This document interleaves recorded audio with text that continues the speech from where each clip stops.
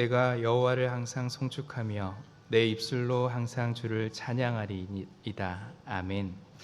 주님, 한 주간 아름다운 시간을 보내게 하시니 감사합니다. 온 가족이 모처럼 한 곳에 모여 밥을 먹고 말을 섞으며 소중하고 복된 시간을 누리게 하시니 감사합니다. 지나온 시간 속에서 베풀어 주신 주님의 은혜를 기억하며 이곳에 함께 모여 주님을 찬송하고 예배하고자 합니다. 이 시간 드려지는 우리의 예배를 주님 기뻐 받아 주옵소서. 선포될 주의 말씀으로 우리의 시선이 새롭게 변화되고 주님이 원하시고 기뻐하시는 삶을 살아가게 하옵소서. 우리의 힘과 능력으로 이룰 수 없사오니 성령께서 우리를 도와 주옵소서. 성령의 인도하심에 따라 온전히 예배하게 하시며 성령에 힘입어 변화된 삶을 이루게 하옵소서.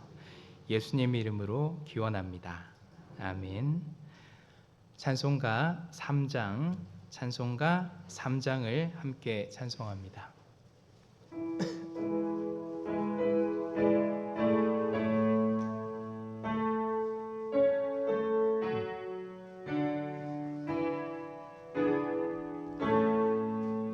성부 성자와 성령 찬송과 영광 돌려보내세.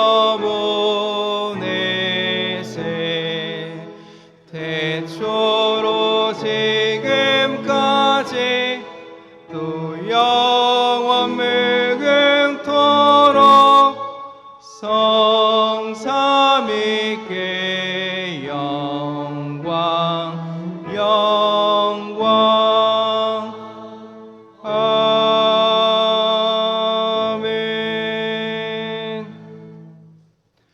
교동문 21번 시편 34편, 교동문 21번 시편 34편의 말씀을 교독합니다. 내가 여호와를 항상 송축하며 내 입술로 항상 주를 찬양하리이다.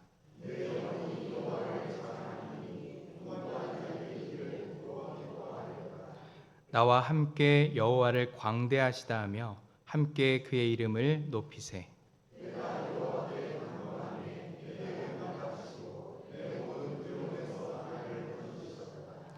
이 공고한 자가 부르짖음에 여호와께서 들으시고 그의 모든 환난에서 구원하셨도다.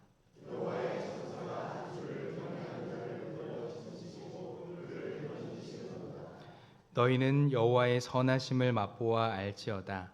그에게 피하는 자는 복이 있도다.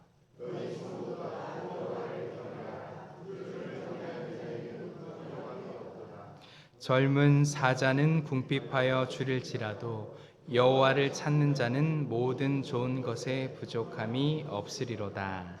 아멘. 사도신경으로 우리의 신앙을 고백합니다. 전능하사 천지를 만드신 하나님 아버지를 내가 믿사오며 그 외아들 우리 주 예수 그리스도를 믿사오니 이는 성령으로 잉태하사 동정녀 마리아에게 나시고 본디어 빌라도에게 고난을 받으사 십자가에 못 박혀 죽으시고 장사한 지 사흘 만에 죽은 자 가운데서 다시 살아나시며 하늘에 오르사 전능하신 하나님 우편에 앉아 계시다가 저리로서 산자와 죽은 자를 심판하러 오시리라. 성령을 믿사오며 거룩한 공예와 성도가 서로 교통하는 것과 죄를 사하여 주시는 것과 몸이 다시 사는 것과 영원히 사는 것을 믿사옵나이다. 아멘. 자리에 앉으셔서 다 함께 찬송가 66장을 찬송합시다.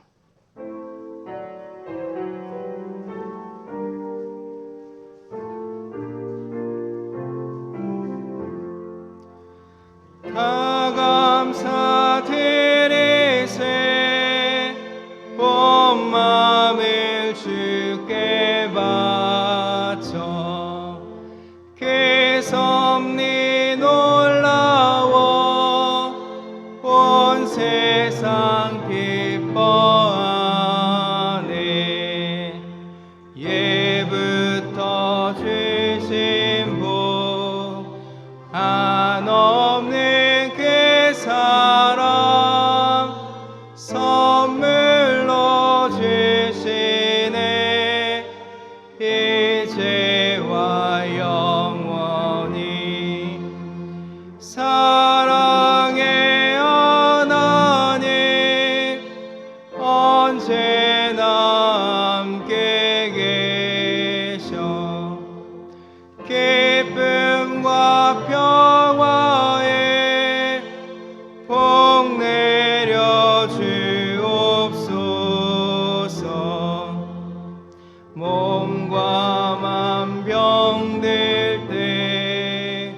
은혜로 지키사 이 세상 악에서 구하여 주소서. 감사와 찬송을 다 주께 드리오라. 저 높은 곳에서 다스리시는 주님, 영원한 하나님, 다 경배하여라. 전에도 이제도 장래도 영원히.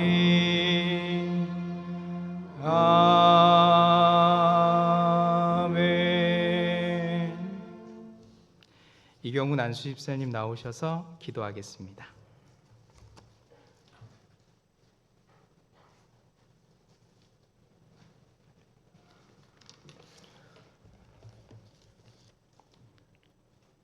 지난 한 주 동안 한가위 명절을 통해 다시 한번 주님께서 주신 가족의 소중함과 주님께서 예비하신 본향을 깨닫게 하심에 감사드립니다. 순간순간 주님께서 지켜주심으로 건강케 하심으로 주님 전에 나왔사오니 이 예배를 외면치 마시고 흠양하여 주시옵소서. 부족하고 어리석고 교만하고 거짓으로 가득 찬 저희들 있는 그대로의 모습으로 나왔사오니 주께서 저희를 어루만지사 새로 태어나는 기적을 체험하는 역사의 순간이 되도록 하옵소서. 주님, 저희들 염려치 않게 하옵소서. 세상 만물들이 주님께서 지으신 대로 뜻하신 대로 흘러가건만 믿음이 부족한 저희들은 항상 걱정과 염려에 사로잡혀 미로에 갇힌 삶을 살고 있사오니 성령께서 임하시어 저희를 건져 새롭게 하옵소서. 사방이 막혀 있어도 하늘 열어놓으신 주님의 능력과 배려를 믿으며 염려치 않고 당당히 승리하게 하옵소서. 주님, 저희들 교만하지 않게 하옵소서. 세상에서 인정받는 처세와 능력과 재능으로 주님 앞에서 교만하지 않도록 하옵소서. 주신 이도 주님이시오 가져가시는 이도 주님이심을 항상 기억하도록 하옵소서. 보잘것없는 세상 것으로 자신을 드러내려 발버둥치지 않도록 하옵소서. 교만하지 않고 오직 예수로 살아가고 오직 예수로 나아가고 오직 예수로 일하게 하옵소서. 주님, 저희들 악한 유혹에 넘어가지 않도록 하옵소서. 나태해지려는 유혹, 남을 시기 질투하고 험담하려는 유혹, 거짓을 말하고 행하려는 유혹에서 자유롭게 하옵소서. 저희가 가진 의지만으로는 악의 유혹을 이겨내기 힘드오니 주님께 의지하여 간구의 기도로서 그리고 성령님의 도우심으로써 이겨내게 하옵소서. 주님 주신 성령의 갑주로 영과 육이 다 승리하도록 하옵소서. 주님, 저희들 내면이 천국과 같게 하옵소서. 항상 저희의 중심을 보시는 주님께서 분노와 증오로 가득 찬 저희의 병든 내면을 성령의 힘으로 어루만지사 천국과 같게 하옵소서. 슬픔과 좌절과 우울로 가득 찬 저희의 마음을 천국과 같게 하옵소서. 주님 함께 하심으로 어느 곳에 있든 어느 때이든 천국의 기쁨이 넘쳐 흐르게 하옵소서. 주님, 저희들 믿음으로 승리하게 하옵소서. 주님의 원하심으로 세운 신앙등교회를 통해 주님께서 예비하신 모든 일들이 믿음으로 승리하게 하옵소서. 세상적인 시선이 아니라 주님의 시선으로 주님께서 기뻐하시는 대로 모든 일들이 형통하여 신앙등교회가 진정한 믿음의 공동체로 거듭나게 하옵소서. 오늘도 주님께서 주시는 말씀으로 단위에 서시는 장복 목사님을 축복하여 주시옵소서. 귀한 사명 감당하에 주님께서 능력과 지혜를 허락하시어 부족함이 없도록 소홀함이 없도록 하옵소서. 영육간의 건강을 허락하시어 저희를 주님의 길로 이끄시는 일을 능히 감당케 하옵소서. 교육 목사님과 부목사님, 전도사님께도 건강과 지혜를 주시어 크고 작은 주님의 일을 함에 여유가 넘치도록 하옵소서. 예배를 위해 정성으로 준비한 엣지 챔버 오케스트라의 찬양을 통해 홀로 영광 받으시옵소서. 낮은 곳에서 드리는 기도 소리를 들으시고 가장 좋은 곳으로 응답하여 주시옵소서. 주님의 일을 위해 봉사하고 헌신하는 손길들과 마음들을 돌보아 주시어 지침과 후회와 시련이 없도록 하옵시오. 항상 은혜와 사랑과 기쁨이 넘치게 하옵소서. 오늘 이 자리에 함께 하실 줄을 믿사오며 우리 주 예수 그리스도의 이름으로 기도드립니다. 아멘.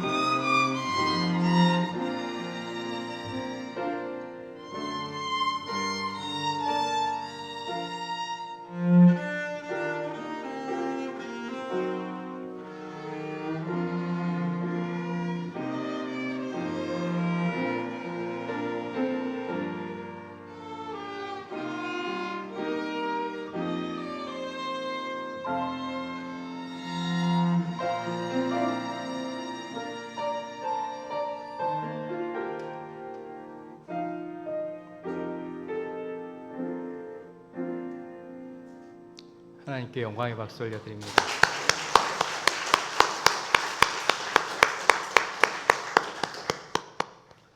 교회 소식 알려드립니다. 오늘은 창조절 넷째 주일입니다. 창조절기에 그리스도인들은 하나님이 창조하신 세상과 오늘도 관리하시는 하나님께 집중합니다. 그분의 창조 솜씨와 손길을 발견한 사람들은 하나같이 그분을 찬양합니다. 이번 한 주간 그 하나님과 동행하시길 원하며 예배에 오신 여러분들을 환영합니다. 이번 주 수요일은 성령 집회로 모입니다. 찬양과 기도, 말씀을 통해 오늘도 우리와 함께 하시는 성령 하나님을 경험하며 능력 있는 삶을 사시기를 원합니다. 사모하는 마음과 기도로 준비해 주십시오. 주일 오후 예배 후 임시 당회로 모입니다. 다음 주일은 5번째 주일입니다. 오후에는 신도회별 모임이 있습니다. 신도회 회장님들은 모임 계획을 세워주시기 바랍니다. 중보기도팀 모임이 27일 금요일 오후 7시 기도실에서 있습니다. 중보기도팀원들은 모두 참석하셔서 충만한 은혜를 경험할 수 있기를 원합니다. 이번 주 24일 화요일부터 26일 목요일까지 한국 기독교 장로회 총회가 변산에서 있습니다. 우리 교회에서는 이유렵 장로님과 담임 목사님께서 참석하십니다. 총회를 위해서 기도해 주십시오. 10월의 어느 멋진 날 지역 주민과 함께하는 가을음악회가 10월 13일 주일 오후 4시에 보산말 공원에서 있습니다. 음악회를 위해서 기도해 주시고 준비 모임이 25일 수요일 성령 집회 후 교육관 3층 청소년부실에서 있습니다. 관계자들은 모두 참석해 주십시오. 다음 주 식당 설거지 봉사는 20공동체에서 합니다.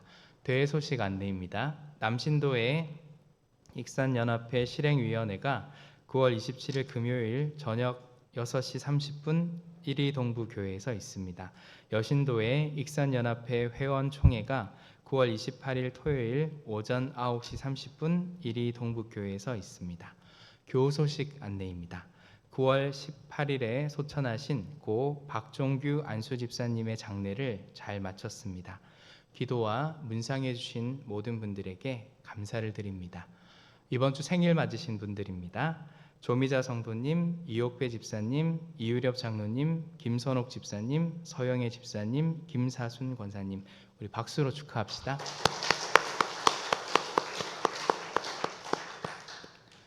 찬송가 377장, 찬송가 377장을 찬송하며 봉헌합니다.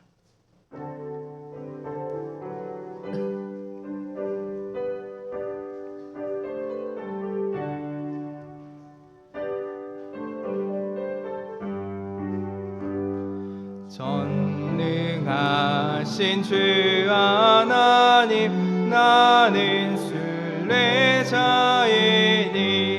나는 심히 연약해도 주는 강하옵니다. 한해 양식 먹여주시옵소서.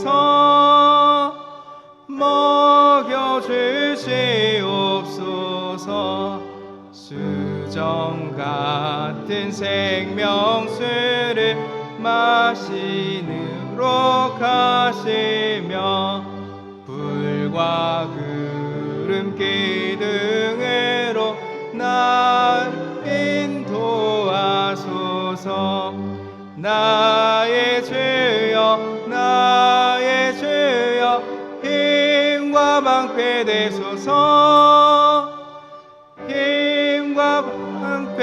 되소서. 요단강을 건널 때에 겁이 없게 하시고 저기 배는 가나안 땅 편히 닿게 하소서. 영원토록 주께 찬양하리라. 주께 찬양하리라. 아멘.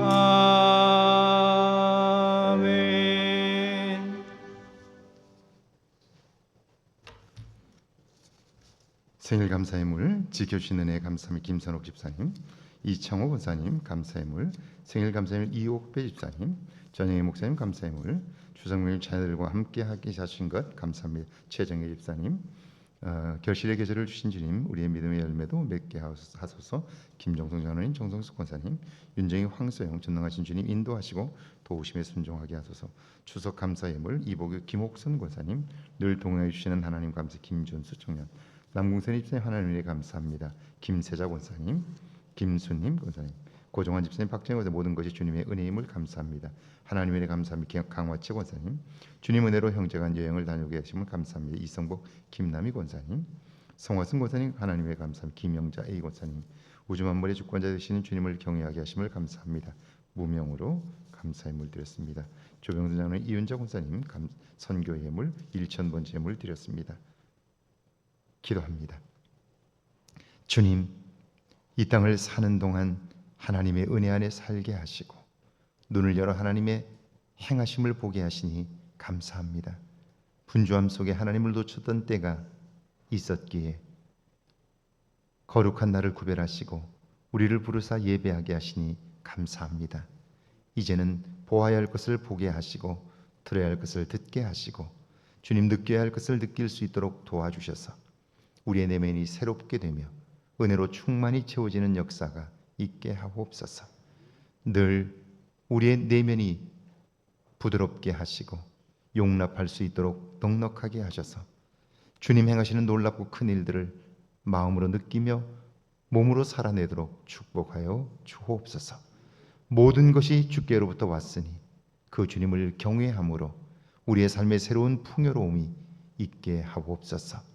말씀에 순종하여 드리는 10의 1조와 주정예물과 주일예물을 드립니다. 주님 감사함으로 드리는 예물들을 받아 주옵소서. 여러 모양으로 복음이 힘있게 증거되기를 원하여 드리는 예물과 마음의 소원을 담고 드리는 예물들을 주님 받아 주옵소서. 주님이 이 세상의 주인이시오니 우리의 삶을 풍요롭게 하시고 만족하게 하사 행하시는 모든 일들을 통해서 형통함을 보게 하옵소서. 특별히 생일 맞은 분들을 기억해 주시고 하늘에서 계획한 하늘의 일들이 이 땅에서 이루어지게 하옵소서. 상하고 하나님 병든 마음들을 고치사 온전하고 남은 생애 속에 복된 삶을 누려가게 하옵소서. 주께서 함께 하심을 믿으며 예수님의 이름으로 축복하며 기도하옵나이다. 아멘.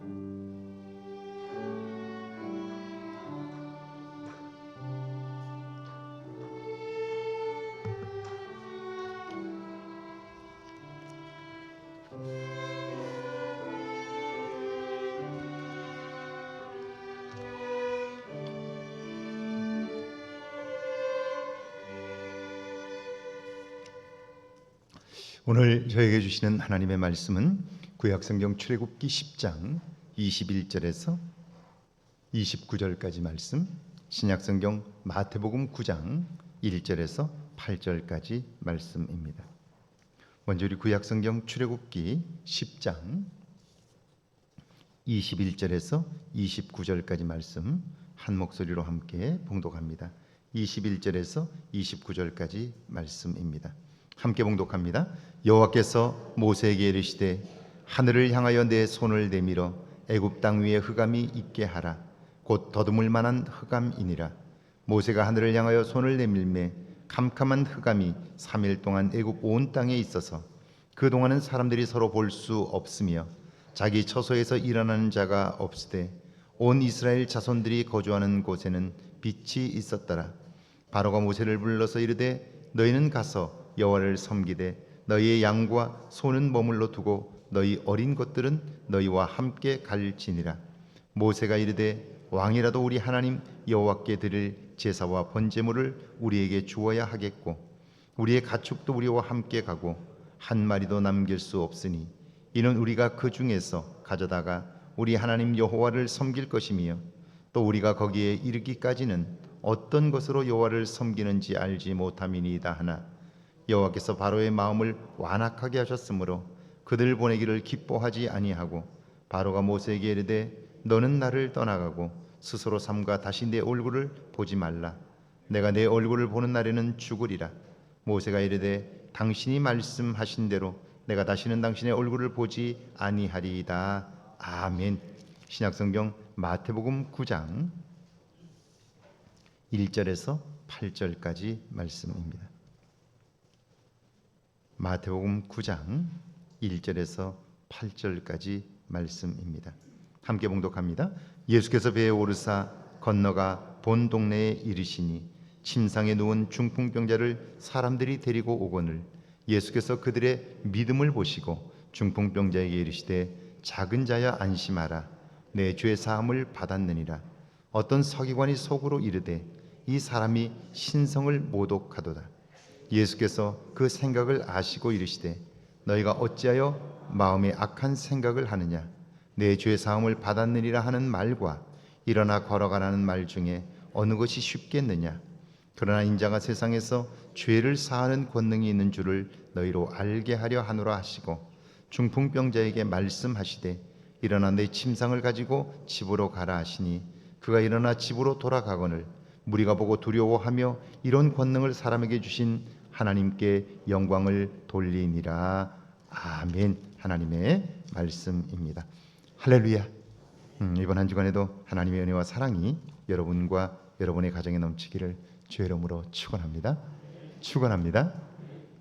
지난 한 주간 저는 유연함에 관한 묵상을 계속해서 했습니다. 살면서 누가 무슨 말을 해도 내가 유연하게 반응할 수 있다면 우리는 우리의 감정에 휘둘려 우리의 소중한 시간을 낭비하지 않을 수 있을 텐데요. 그런데 우리의 삶이 경직되면, 우리의 마음이 굳어지면, 이 유연함을 잃어버리면 마치 나뭇가지가 마르면 부러지는 것처럼 우리의 삶도 부러질 수 있다는 생각을 하면서요. 어떻게 하면 삶이 유연해질 수 있을까? 어떤 경우에도 긍정적으로 반응할 수 있을까를 생각하게 되었습니다. 제가 퀴즈를 낼 텐데 한번 맞춰보시죠. 1, 2, 3 다음이 뭐죠? 네, 1, 2, 3 다음은 다음입니다. 그러니까 유연하게 생각하지 않으면 4라고 대답할 거예요. 엄마가 동생 편만 들어요? 이런 세상을 뭐라고 부를까요? 형편없는 세상이라고 부릅니다. 형편이 없는 거예요. 자, 우리가 살아가면서 다르게 생각하는 것, 그것은 여유로움에서 오는 거예요. 그러니까 여유로움이 없으면 하나님이 우리에게 주시고자 하는 복을 누려가기 쉽지 않다. 그리고 너무나 빨리 우리는 어떤 결정들을 하는 거죠. 그리고 그걸 밀고 가는 거죠. 그러면 잘못하면 부러질 수 있다는 생각을 하게 되었습니다. 여러분, 살면서 우리는 너무나 쉽게, 너무나 빨리 어떤 판단을 내립니다. 그것은 어떤 상황이나 현실에 쫓겨내린 결정이지요. 그럼에도 그것을 마치 운명처럼 여기며 살아갑니다. 그런데 그런 삶은 내가 원하는 것이 아닙니다. 그러니까 평생 만족한 삶을 살지 못하는 거예요. 그러나 그 운명을 거부하고 믿음으로 새로운 삶에 도전하면요, 놀랍게 새로운 길이 열립니다. 상상할 수 없는 삶을 사는 거예요. 지금은 여러분이 잘 아시는 축구로 세계적인 유명 인사인데요, 이분이 살아온 어린 시절의 모습입니다. 누군지 한번 상상하며 들어보시면 좋겠습니다. 그는 빈민가에서 태어났고요, 어릴 적 집안이 형편없이 가난해서 매 순간 가출을 생각했습니다. 아버지는 알코올 중독자였고요, 형은 마약 중독자였습니다. 집에서 아버지는 폭력을 일삼았고 형은 마약에 취해 삶의 의욕이 없었습니다. 이런 상황에서 가족을 먹여 살리는 것은 청소부로 일하는 엄마였습니다. 그는 학교를 가면서 오면서 삶에 지친 어머니를 만날 때가 있었는데요, 그 어머니를 볼 때마다 자기 자신이 부끄러웠고요, 그래서 아이들이 볼까 봐 숨었습니다. 그런 그가 어느 날 빈민가 놀이터에서 혼자 놀고 있었는데요, 저만치 동네 아이들이 모여 공을 차는 모습을 보게 되었습니다. 호기심 가득한 눈으로 그들을 쳐다보는데 아이들이 찬 공이 자기 앞으로 옵니다. 그가 벌떡 일어나 그 공을 발로 찼는데요. 살면서 처음으로 희열이라는 것을 느꼈습니다. 그날 저녁 아이는 엄마에게 축구팀에 보내달라고 떼를 썼습니다. 근데 엄마 입장에서는 먹고 살기도 힘든데 돈이 어디 있습니까? 여러분 같으면 이런 때 어떻게 반응하셨을까요? 그런데 엄마는 아이에게 이렇게 말합니다. 아, 너는 축구를 좋아하는구나. 그럼 내일부터 엄마랑 팀을 알아보러 가자. 그럽니다. 이 말은 처음으로 아이가 좋아하는 걸 만났는데 그 마음을 다치게 하고 싶지 않은 겁니다. 그러나 현실적으로 돈이 없어요. 그래서 생각한 것은 혹시 저렴하게 적은 돈으로 갈 수 있는 팀이 있는지를 알아보고자 했던 거예요. 결국 그런 팀을 찾았고요. 아이는 그 팀에서 공을 차기 시작합니다. 그런데 행색이 초라하고 아이들과 잘 어울리지도 못하는 그런 친구니까요. 연습을 할 때 다른 아이들이 그에게 공을 주지를 않습니다. 형들은 연습이 끝나면 공을 닦고 연습 장비를 치우는 일을 모두 다 그 아이에게만 시킵니다. 그 팀에서 왕따를 당하는 거죠. 여러분이 이런 상황을 만났다면 어떨까요? 게다가 이 아이는 그렇게 좋아하는 축구를 할 수 없다는 충격적인 이야기를 듣습니다. 이 아이의 심장이 보통 아이들보다 2배나 더 빨리 뛰는 거예요. 수술을 해도 정상인은 될 수 없고요.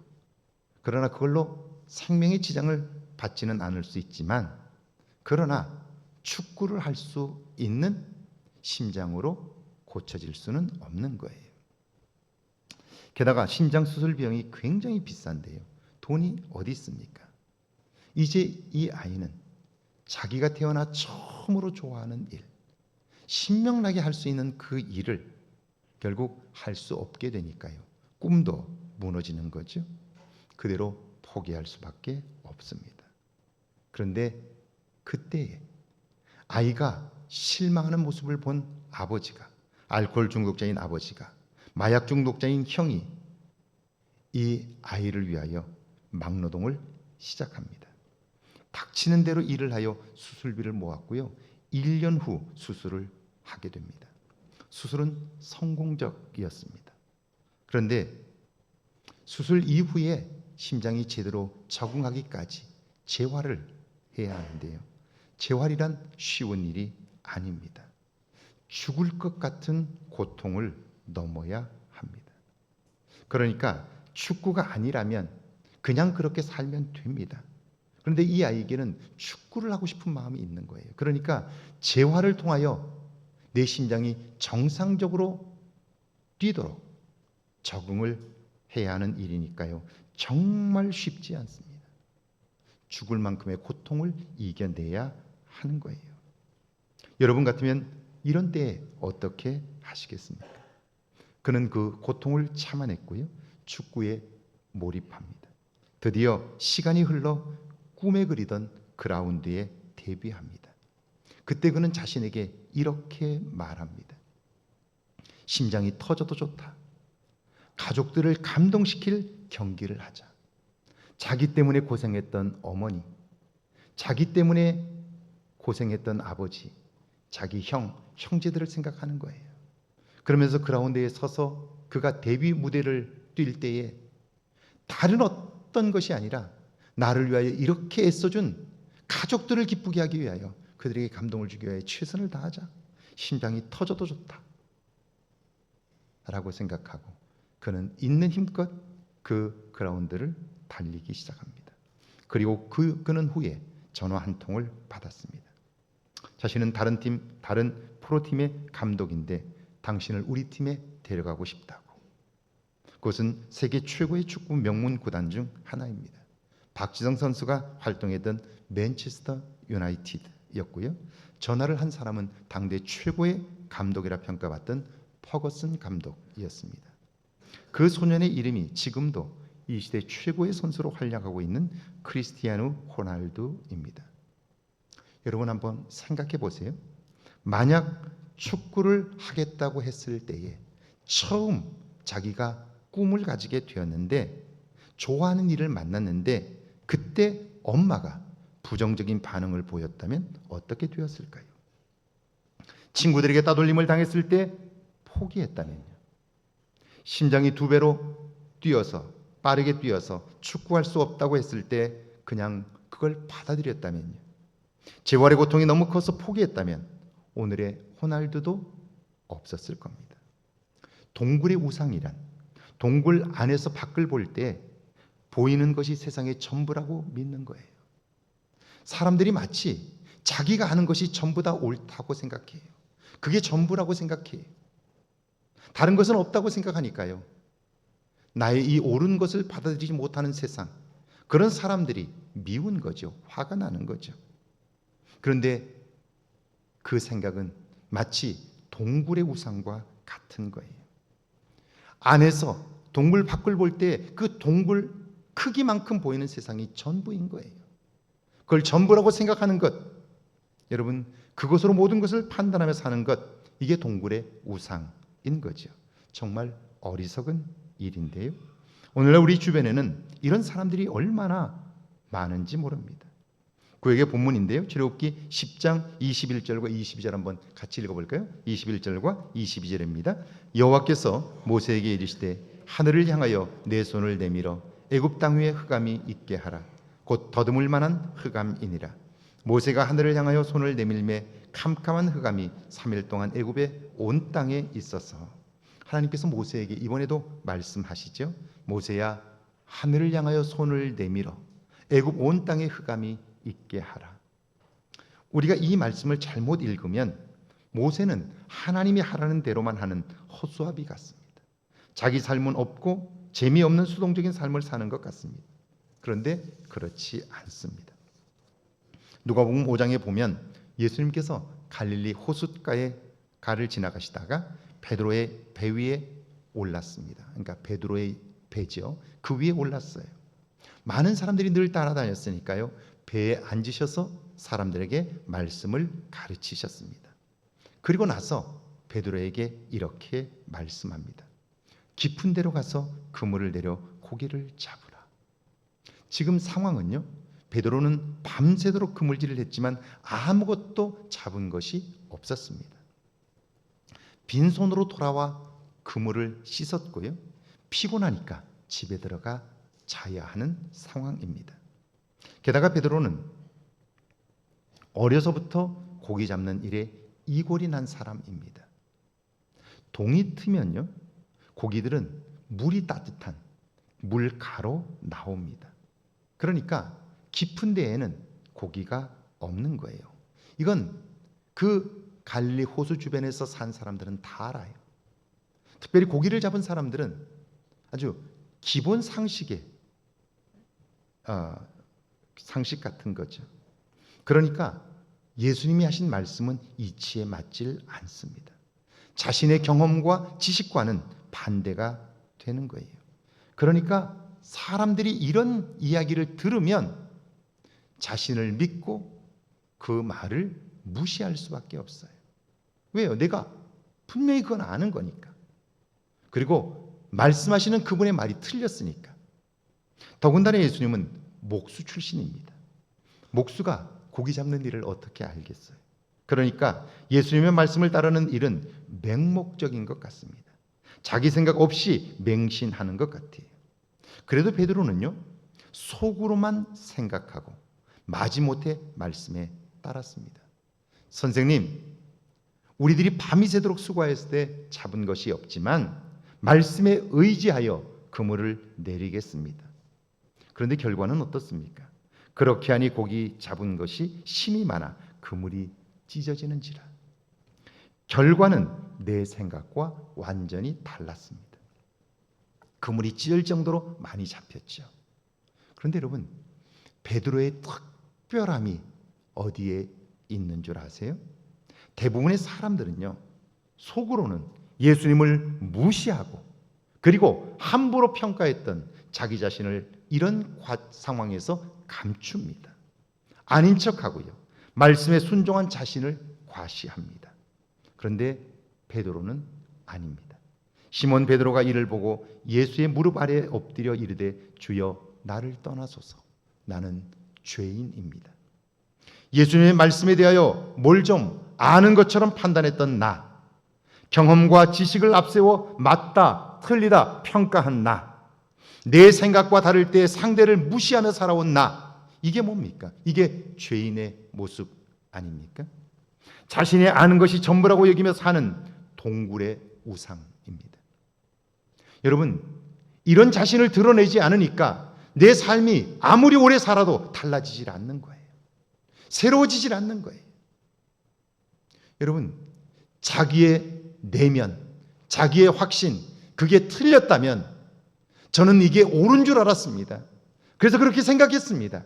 그런데 말씀대로 해보니까 내 생각이 틀렸습니다 라고 고백하면 그때부터 새롭게 출발할 수 있어요. 그런데 아닌 것처럼 살면 어때요? 계속 그렇게 살 수밖에 없는 거예요. 거기에 사로잡혀 살 수밖에 없는 거예요. 그러니까 동굴의 우상이란, 그 동굴에서 나오지 않는 한 그는 그 편견에서, 잘못된 확신에서 벗어날 수 없게 되는 거죠. 여러분, 주님, 저는 알지도 못하면서 주님의 생각을, 주님의 말씀을 판단했습니다.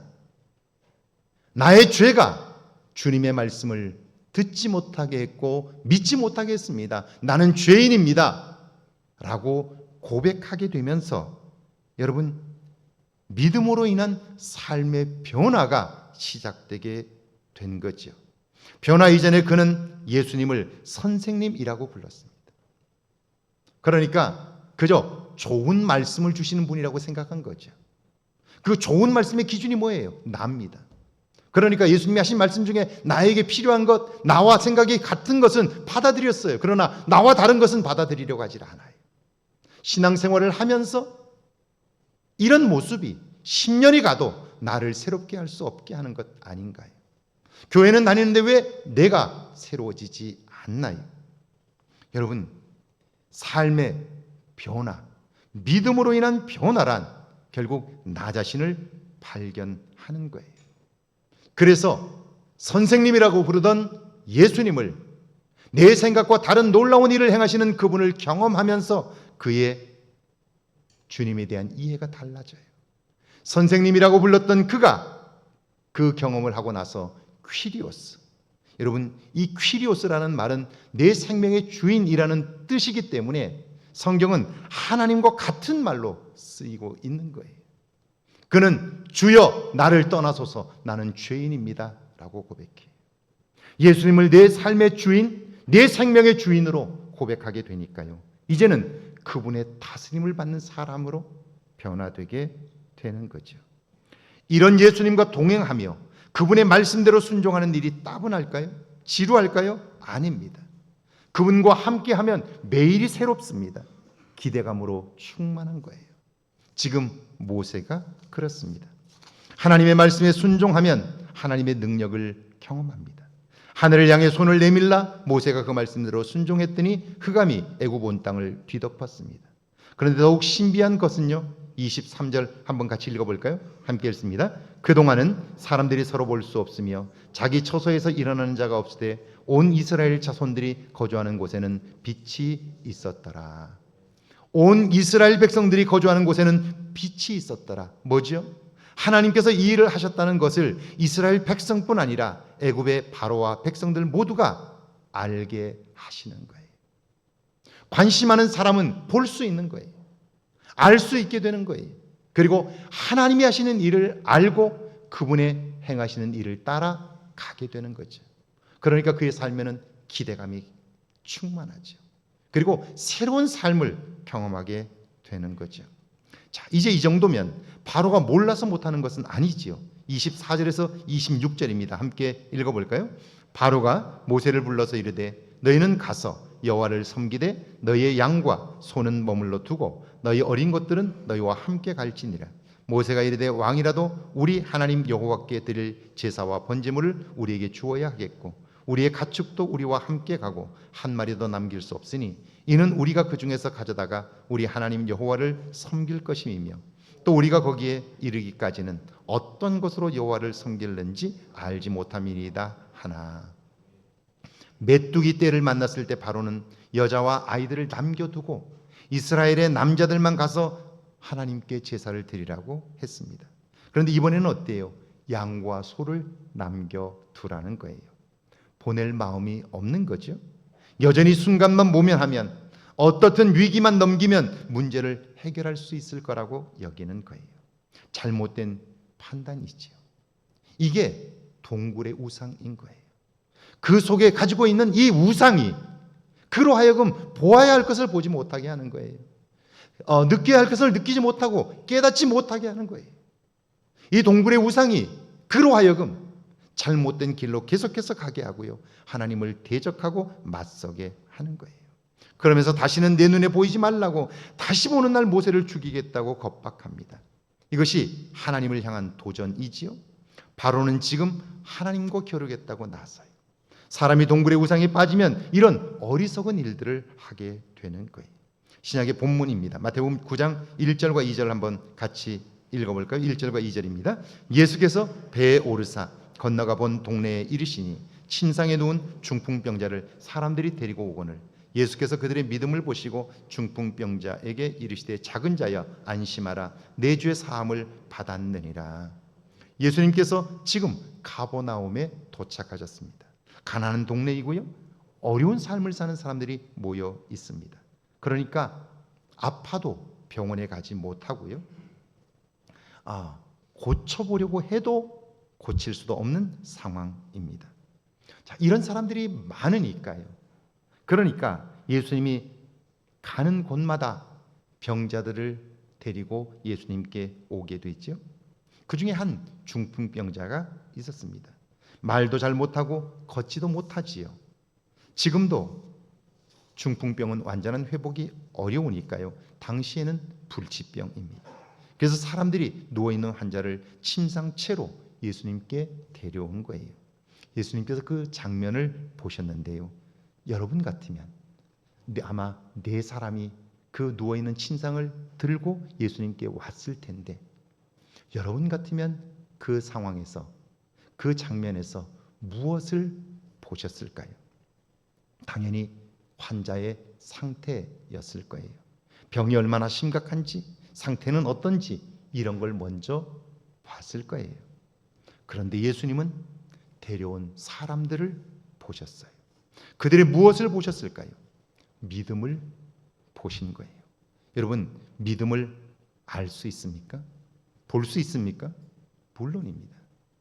그냥 있으면 보이지 않지만 그가 어떤 행동을 하거나 말을 하면요, 그 내면에 있는 믿음은 보여지도록 되어 있습니다. 남미에서 있었던 일입니다. 한 남자가 성당에 들어와 신부님께 고해성사를 합니다. 자신이 사람을 죽였다는 거예요. 신부님은요, 교인이 고해성사한 것을 발설할 수 없습니다. 누구에게도 말할 수 없어요. 이게 교회 법입니다. 그렇다고 다른 사람의 목숨을 빼앗은 사람을 그냥 두는 것은 사회법에 어긋나지요. 그러니까 신부님은 그 이야기를 듣고 나서 교회법과 사회법으로 인하여 갈등하게 된 거예요. 신부니까 당연히 교회에 소속되어 있고요. 교회법에 의하면 고해성사를 한 사람의 그 고백을 발설하면 안 돼요. 그런데 우리가 살고 있는 사회법으로는요, 사람을 죽였잖아요. 그럼 그걸 그냥 두면 안 되는 거예요. 고민을 하던 신부님은 그를 고발했습니다. 그 일로 남자는 체포되어 형을 살게 되었는데 그 남자가 신부님을 고소했습니다. 신부가 교회법을 어겨 생긴 문제니까 자기는 무죄라는 거예요. 결국 법원이 판결했는데요, 신부님에게 무죄를 선고했습니다. 법정에서 신부님은 이렇게 증언합니다. 저는 이 일을 놓고 많은 고민을 했습니다. 그리고 살인한 사람이 겪은 심적 고통과 가족을 잃은 분들의 고통을 생각했습니다. 사람을 죽인 사람의 고통도 적진 않았을 겁니다. 그러나 그 고통은 가족을 잃은 분들의 고통과는 결코 비교되지 못합니다. 그러므로 나는 고발할 수밖에 없었습니다. 그래요. 신부님의 이런 증언은 곧 그분의 믿음을 보여준 것이고요. 그것이 피해자들에게 큰 위로가 되었습니다. 그곳에 있었던, 법정에 있었던 많은 사람들에게 감동을 주게 된 거죠. 환자의 동료들은 그를 예수님께 데려오면서 예수님께로 데려가면 나을 수 있을 것이라는 믿음이 있었습니다. 그러나 정작 환자는 어떻습니까? 작은 자여 안심하라. 작은 자란 무엇입니까? 무엇이 적다는 겁니까? 그 다음 구절이 안심하라지요. 이 말은 무서워하지 말라는 거예요. 용기를 가지라는 뜻입니다. 그러니까 그 환자에게는 예수님께 나아가도 나을 수 있다는 믿음이 없는 거예요. 그러니까 당연히 두려운 겁니다.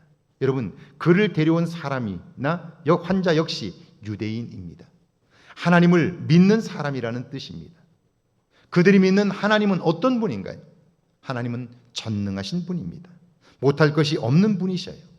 그분은 지금도 일하고 계십니다. 그런데 그 환자는 그 하나님을 믿는다고 하면서도 그 하나님을 믿지 못하고 있는 거예요. 왜요? 지금까지 병이 든 이후에 자기가 할 수 있는 일들을 다 해본 거예요. 재산을 팔아서라도 고쳐보려고 의사를 찾았고 좋은 약을 먹어본 거예요. 할 수 있는 방법을 다 해본 거예요. 그런데 그때마다 실패한 거죠. 그래서 자기도 모르는 사이에 그의 내면에 이것은 나을 수 있는 병이 아니다 라고 확신하게 되었던 거죠. 여러분, 이게 뭡니까? 불신이지요. 동굴의 우상인 겁니다. 하나님을 전능하다고 믿으면서도 내 삶 속에서 하나님을 놓쳐버리게 되니까요. 결국 내 경험과 지식을 따라 살게 되는 거죠. 이걸 확신하며 살게 되는 거예요. 동굴의 우상입니다. 놀라운 것은 믿음의 사람들이 주변에 있었기 때문에 그는 예수님께 나올 수 있었습니다. 그렇다면 예수님은 누구입니까? 여러분에게 예수님은 어떤 분입니까? 예수님은 사람들에게 그걸 보여주시는 거예요. 내 죄 사함을 받았느니라. 병을 고칠 뿐 아니라 죄를 사하실 수 있는 분, 우리를 동굴의 우상에서 나오게 하시는 분입니다. 그걸 믿으면 어떨까요? 새로운 삶을 살게 되는 거죠. 그런데 어때요? 3절에서 5절에 보면 서기관들은 예수님의 그걸 보지 못합니다. 그래서 말합니다. 이 사람이 신성을 모독하도다. 하나님을 모욕했다는 거예요. 여러분, 동굴의 우상에 빠진 사람은 보아야 할 것을 보지 못합니다. 6절에서 8절 한번 읽어볼까요? 함께 읽습니다. 그러나 인자가 세상에서 죄를 사하는 권능이 있는 줄을 너희로 알게 하려 하노라 하시고 중풍병자에게 말씀하시되 일어나 내 침상을 가지고 집으로 가라 하시니 그가 일어나 집으로 돌아가거늘 무리가 보고 두려워하며 이런 권능을 사람에게 주신 하나님께 영광을 돌리니라. 그곳에 있는 사람들 중에는요, 예수님이 하신 기적 같은 일을 보면서 도대체 저분이 누군데 이런 일을 할 수 있나? 그분에게 집중하는 사람이 있었어요. 그런데 죄 사함을 받았다고 하는 그 말에 꽂혀서 하나님만이 하실 수 있는 그 이야기를 네가 뭔데 할 수 있느냐고 그분을 비난하는 거예요. 이런 사람이 있는 거예요. 도대체 이 차이가 뭐냐는 거예요. 그곳에 모인 사람들, 특별히 여러분 그곳에 있었던 사람들 중에, 무리들 중에 여기 네가 뭔데 하나님을 모욕하느냐라고 말했던 사람들은 가장 신앙생활을 잘한다고 여겼던 사람들이에요. 율법을 가장 잘한다고 자부하는 사람들이었어요. 자, 그들은 정작 하나님이 지금 하시는 일을 알지도 못하면서 자기 생각에 사로잡혀서, 자기 판단에 사로잡혀서 자기가 하나님을 가장 잘하는 것처럼, 모든 것을 다 아는 것처럼 살고 있는 거예요. 살면서 끊임없이 내 삶에 갈등이 생긴다면 그것은 다른 사람 때문이 아니라 나 때문임을 볼 수 있는 눈이 필요한 거죠. 이게 없으면 그 동굴의 우상에서 벗어날 수 없게 되는 거예요. 여러분, 살면서 나 자신을 발견하는 일은 그래서 너무나 중요한 거예요. 기도란 우리의 필요를 하나님께 아뢰는 것이기도 하지만 우리 자신을 하나님 앞에 세우는 거예요. 있는 모습 그대로 하나님 앞에 세워 하나님을 통하여 나를 볼 수 있게 하는 거예요. 율법이 그 역할을 해야 하는데 사람들은 어느 순간부터 율법은 나를 보라고, 나의 죄된 모습을 발견하라고 하나님이 우리에게 주신 건데 그걸로 다른 사람을 판단하는 거예요. 다른 사람을 평가하는 거예요. 나를 보라고 하는 것을 다른 사람을 비추는 거울로 보는 거예요. 이게 신앙의 변질인 거죠. 일어나 내 침상을 가지고 집으로 가라. 우리가 믿는 예수님은 이런 일을 행할 수 있는 분입니다. 이런 분이 내 생명의 주인이라고 고백한다면, 그분을 믿는 믿음이 있다면 우리의 삶은 얼마나 달라질 수 있을까요? 여러분이 실망하고, 여러분이 좌절하고, 여러분이 절망하고, 여러분이 풀 수 없다고 생각하는 문제들, 그분이라면 어떨까요? 그분을 통하여 이번 한 주간 여러분의 삶에 풀리지 않던 문제가 풀리고 여러분의 갇혀있던 동굴에서 새롭게 자유함을 경험할 수 있기를 주의 이름으로 축원합니다. 찬양하고 기도합니다.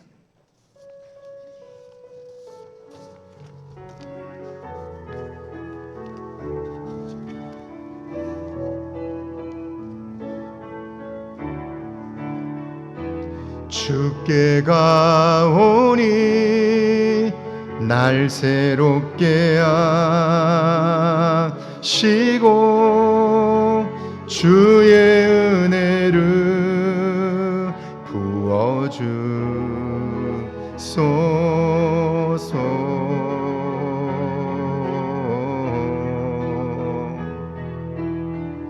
내 안에 발견한 나의 연약함 모두 벗어지리라.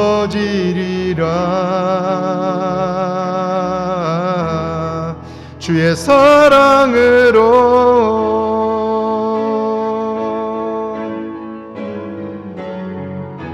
주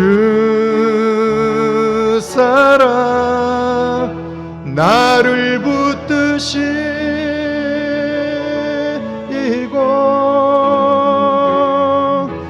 주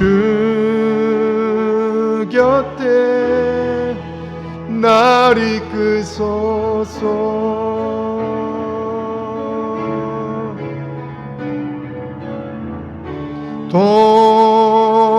독수리 날개쳐 올라가듯 나 주님과 함께 일어나 걸으리. 주의 사랑 안에. 우리 시간 함께 기도하길 원합니다. 오늘 말씀을 기억하면서 기도하면 좋겠는데요, 저는 어제 이혼과 관련된 상담을 하는 숙려 기간 동안 법원에 가면 이혼 소송을 하면요, 서로 다시 생각해 볼 수 있는 숙려 기간을 주지요. 그 기간 동안 생각해 보라고. 그걸 프로그램으로 해서 도대체 두 사람은 왜 이혼하려고 하는지 그걸 심층 취재하는 프로그램을 본 적이 있습니다. 아내는 아이를 양육하면서 힘들다는 이유로 집안에서 아이들에게도 욕을 합니다. 남편에도 심한 욕들을 합니다. 그러면서 욕이 일상이 되어버렸습니다.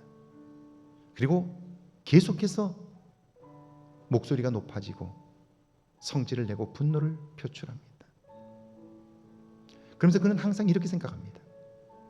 내가 이렇게 하는 건 당연한 거야 라고 생각해요. 남편은 그걸 끝까지 참아내며 받아줍니다. 제발 그러지 않았으면 좋겠는데 상황은 점점 심각해집니다.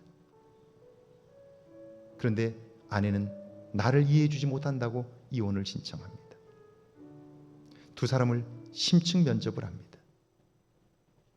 아내는 분명 자기가 욕하는 것, 심한 욕을 하고 있다는 것, 그게 아이들에게 정서에 미칠 영향을 알고 있습니다. 그리고 이건 나쁜 거라는 걸 알고 있습니다. 그럼에도 불구하고 누구나 내 상황이 되면 그럴 거라고 생각합니다. 왜 이런 잘못된 확신을 가지게 될까요? 그는 시간만 나면 SNS에 자기 형편을, 자기 심정을 글로 올립니다. 그러면요, 주변의 사람들이 그의 마음을 공감해 줍니다. 그러니까 그는 생각합니다. 누구든지 나 같은 상황이 되면 이럴 수밖에 없다고 생각해요. 그러니까 확신을 가져요. 그리고 남편은 끝까지 참아주는데도 불구하고 남편의 우유부단함이 결국 우리 상황을 이렇게 심각하게 만든다고 생각해요. 그리고는 급기야 이런 남편과 못 살겠다고 생각해요. 그가 자기가 하는 일들을 모니터해서 보게 됩니다. 그 모니터링을 통해서 보게 된 자기 모습은 자기가 생각했던 것보다 훨씬 더 심각합니다. 어느 순간부터 아이들이 자라면서 엄마가 하는 욕을 따라하기 시작합니다. 주먹을 쥐기 시작합니다. 엄마가 보여주는 그대로 아이들이 하기 시작합니다. 이건 나쁜 건 알겠는데 나 때문에 그런 것이 아니라고 생각합니다. 그러니까 남편에게 원망을 퍼붓습니다. 왜 이런 일이 벌어졌을까?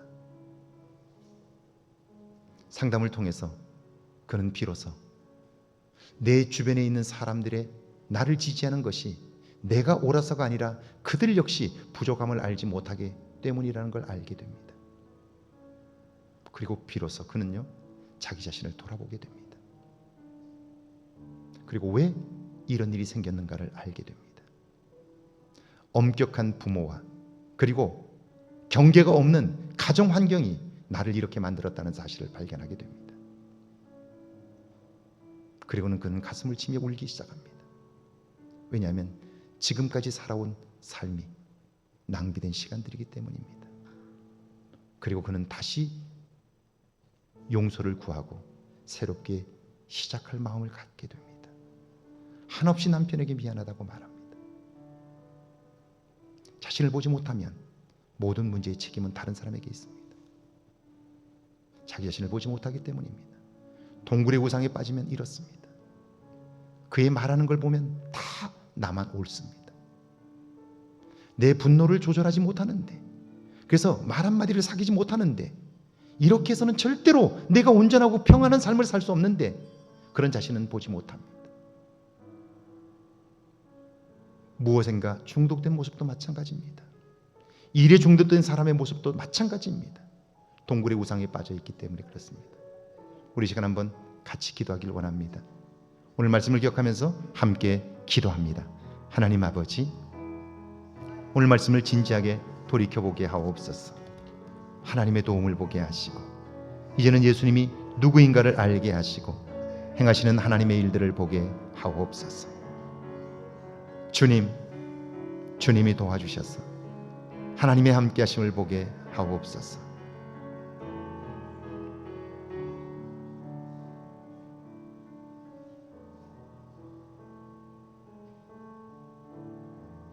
주님, 이제는 나 자신을 돌아보게 하옵소서.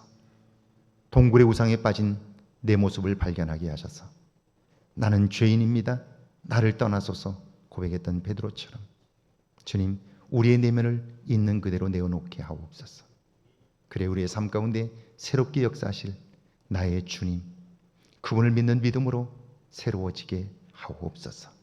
이번 한 주간 나 자신을 발견하게 하시고 선생님으로 믿었던 예수님을 내 생명의 퀴리오스, 내 생명의 주인으로 고백하는 역사가, 새로운 변화가 경험되게 하옵소서.